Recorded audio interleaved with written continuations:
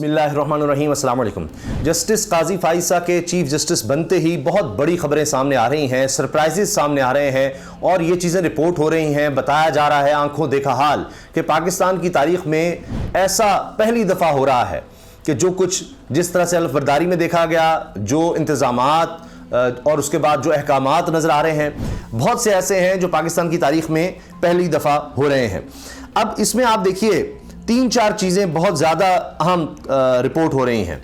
एक तो ये कि जस्टिस काजी फाइसा साहब ने पाकिस्तान की तारीख में पहली दफ़ा हुआ है किसी ने अहलिया को स्टेज पर इस तरह से बुला लिया हो कि हलफ बर्दारी हो रही है और साथ खड़ा कर लिया हो। इस पर बहुत ज़्यादा बहस व मुबाहिसा चल रहा है, तनकीद भी हो रही है, अप्रिशिएट भी किया जा रहा है। दोनों तरह से इस बात को लिया जा रहा है, लेकिन ये एक सरप्राइज ज़रूर बन गया कि जी काजी फाइसा साहब ने अपनी अहलिया को बुला लिया। वो अहलिया जो पेश भी होती रहीं जब इनके खिलाफ रेफरेंस आया था कि जी आमदन से ज़्यादा सासे हैं, इनकी अहलिया के नाम है, बच्चों के नाम है, उनके सवार प्रॉपर्टीज़ हैं, उनकी कोई मनी ट्रेल नहीं दे रहे, ये सारा मामला चलता रहा था। तो उस वक्त जस्टिस साहब की अहलिया जो हैं वो मीडिया के सामने भी आई और वो सब कुछ अदालत में भी जाती रहीं। अब वो वहाँ पर खड़ी थी, तो इस हवाले से बहुत सी बातें हुई हैं। दूसरा ये कि किस तरह से आर्मी चीफ ने और DGISI ने मुबारकबाद दी चीफ जस्टिस को, और ये ऐवान सदर में हम कह सकते हैं कि पहली मुलाकात थी जस्टिस काजी फाइसा साहब की चीफ जस्टिस बनने के बाद, और उससे पहले भी यानी ये बताया जा रहा है कि पहले भी मुलाकात यानी ऐवान सदर में लोग पहले से मौजूद थे।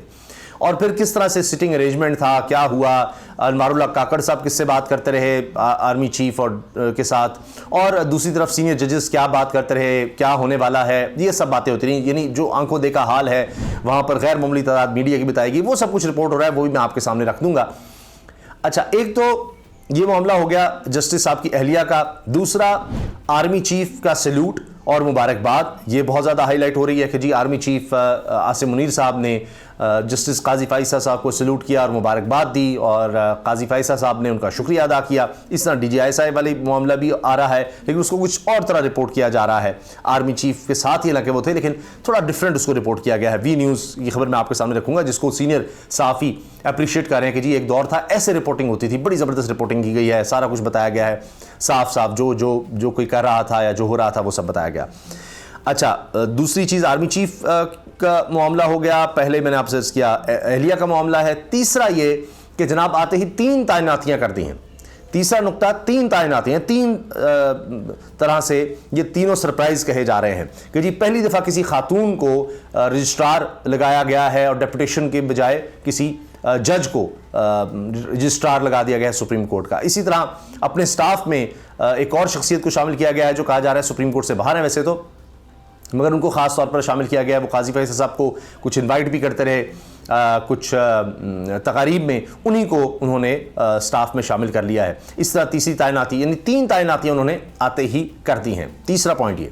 चौथा ये कि उन्होंने पहले दिन ही यानी पीर के दिन ही फुल कोर्ट समात रख दी है। फुल कोर्ट समात प्रैक्टिस एंड प्रोसीजर एक्ट के हवाले से कि क्या चीफ जस्टिस ही रोस्टर बनाएगा कि कौन सा केस किसके पास लगेगा, जो सुओ मोटो केसेस हैं उनका मामला, और फिर देखते हैं क्या होता है कि काजी साहब अगर तो इसको ख़त्म कर देते हैं तो अकेले फिर वो बनाया करेंगे जो भी बेंच है, वरना फिर 3 जजेस उसमें शामिल होंगे।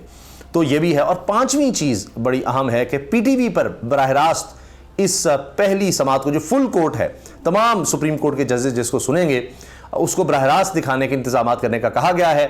और उस पर अब ये चीज़ रिपोर्ट हो रही है कि जी क्या ये हो सकेगा, मुमकिन या नहीं, उसमें कुछ रुकावटें हैं, ये बात की जा रही है। तो ये 5 मामला बड़े अहम डिस्कस हो रहे हैं, जिनमें सबसे बड़ा सरप्राइज जो है वो अहलिया का स्टेज पर आकर हलफ बर्दारी में साथ खड़े होना है। वो भी कंट्रोवर्शियल करार दिया जा रहा है, उसमें भी दोनों तरफ से बहस हो रही है मीडिया में, सोशल मीडिया पे।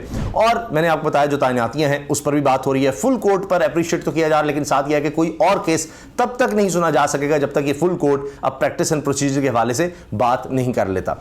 जहां तक बात है नून लीग के हल्कों की, तो वहां पर जो बरतानिया में वैसे जितने भी साफ़ी हैं वही जा सकते हैं सिर्फ मियां नवाज शरीफ के करीब, या उनसे बात कर सकते हैं जो उनके बहुत करीबी समझ जाते हैं इतने सालों में। तो वो लोग ये रिपोर्ट कर रहे हैं कि जनाब आसिम मुनीर साहब आ चुके हैं, और उसके बाद काजी फाइसा साहब आ गए हैं।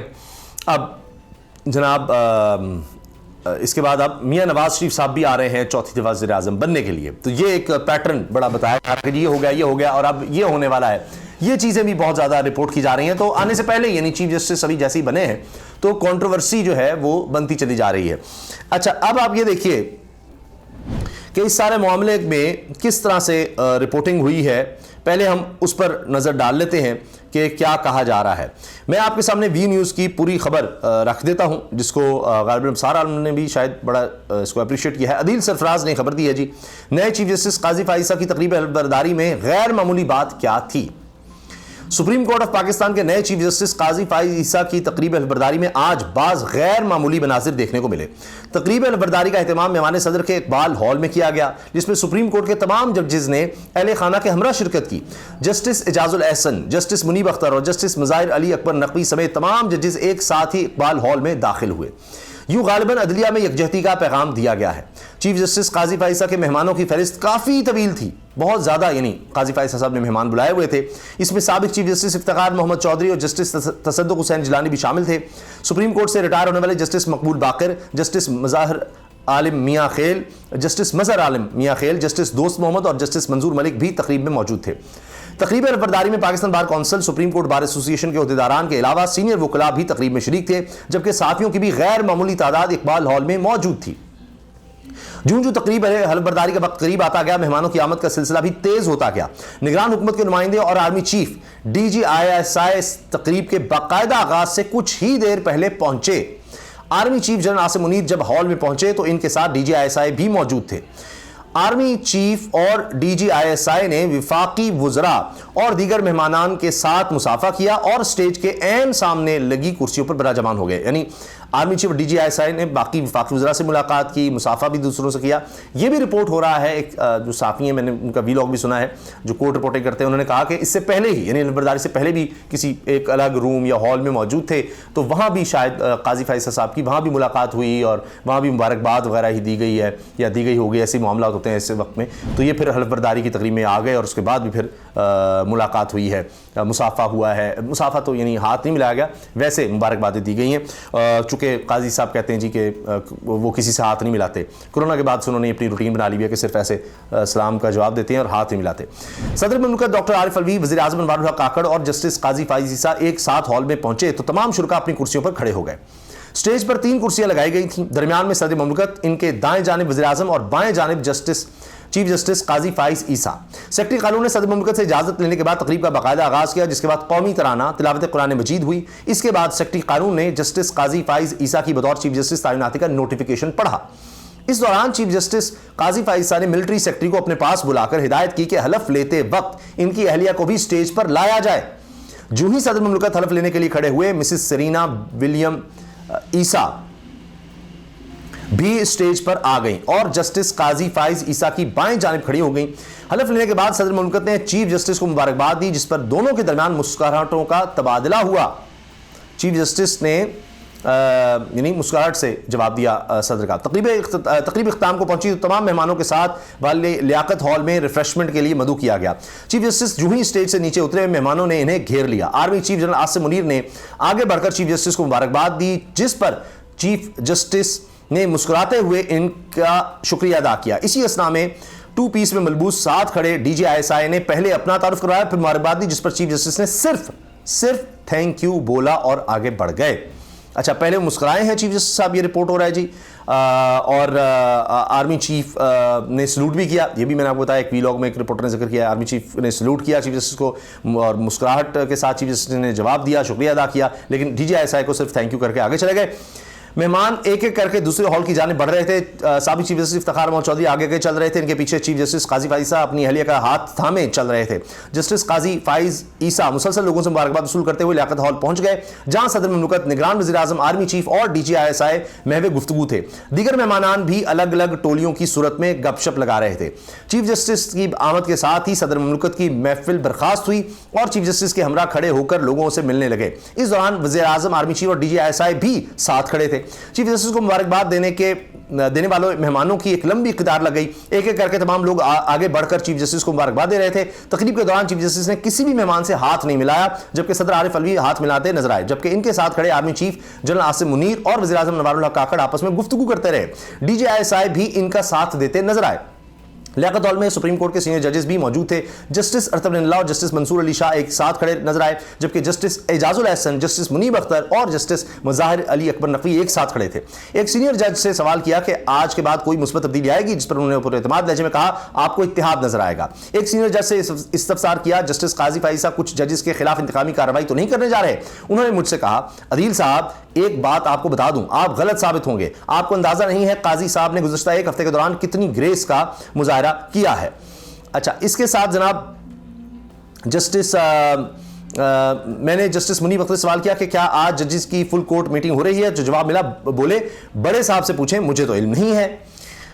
जस्टिस मुजाहिर अली अकबर नकवी से पूछा कि आप सुप्रीम कोर्ट में इस तब्दीली से कितने पुरुमीद हैं। जस्टिस मुजाहिर बोले मैंने तो अपना मामला अल्लाह पर छोड़ दिया है, इस तब्दीली पर अभी कुछ नहीं कह सकता, कुछ अरसे तक सूरत हाल वाज़ेह हो जाएगी। जस्टिस सरदार तारिक मसूद से जब जजेस के खिलाफ रेफरेंस पर सवाल पूछा गया तो कहने लगे काफ़ी रेफरेंस आए हुए हैं। जस्टिस अली उमर अता बंदयाल, जस्टिस एजाजुल एहसन और जस्टिस साकिब निसार के खिलाफ रेफरेंस वापस भी कर दिए गए हैं। ताहम जस्टिस मुजाहिर नकवी के खिलाफ रेफरेंस अभी पढ़ रहा हूं।